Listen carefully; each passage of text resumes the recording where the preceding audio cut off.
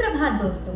आज मैं सुनिधि राणा कक्षा 11वीं नॉन मेडिकल की छात्रा आप सभी के समक्ष दशहरे के उपलक्ष्य में कुछ अनोखे विचार प्रस्तुत करने जा रही हूँ। हम सभी जानते हैं कि दशहरा क्यों मनाया जाता है, इसका महत्व क्या है और इसके पीछे की पौराणिक कथा क्या है।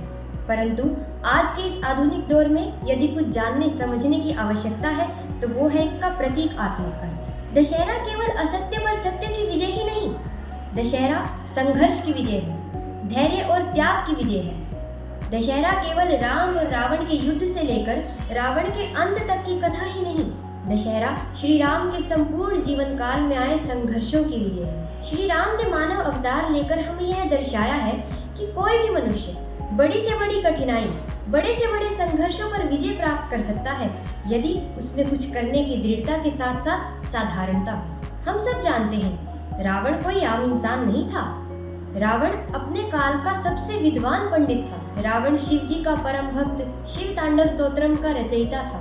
तीनों लोग उसके बस में थे, किंतु इतना सब होने के बावजूद भी वह श्री राम को पराजित नहीं कर सका, क्योंकि उसे अपनी शक्तियों का मूल्यांकन नहीं था। उसका ज्ञान उसके लिए अहंकार बन गया था। इसीलिए कहा जाता है कि अधिक ज्ञान भी मनुष्य को अहंकारी बना देता है यदि उसका ठीक से मूल्यांकन ना हो। दृढ़ता उसमें भी बहुत थी, परंतु अपने अहंकार की पूर्ति के लिए। वहीं दूसरी ओर श्री राम का संघर्ष कोई भगवान का संघर्ष नहीं है।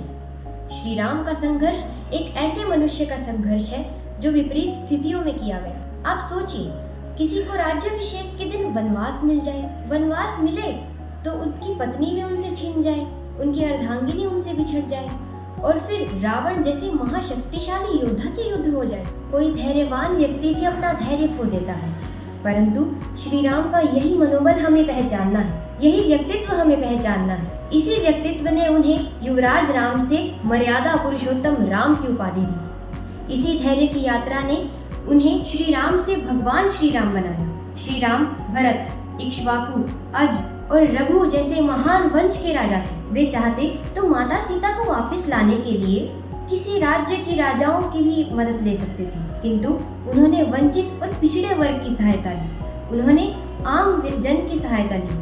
उन्होंने ऐसा क्यों किया?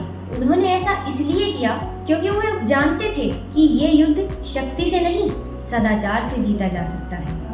हम सबके अंदर एक रावण है, अहंकार के रूप में, किसी न किसी बुराई के रूप में, परंतु हम सबकी अंतरात्मा में एक राम है, धैर्य के रूप में, जो इस रावण का दहन कर सकता है, जो इस रावण का वध कर सकता है। और यही मकसद होता है दशहरा मनाने का। और मैं अंत करना चाहूंगी दो पंक्तियों के साथ कि बुराई पर अच्छाई की जीत मनाने चले हैं, बुराई पर अच्छाई की जीत मनाने चले हैं, अरे हम तो वो बुराई भी नहीं। और राम बनकर रावण दहन करने चले हैं, राम बनकर रावण दहन करने चले हैं, हम उस रावण की परछाई भी नहीं। धन्यवाद।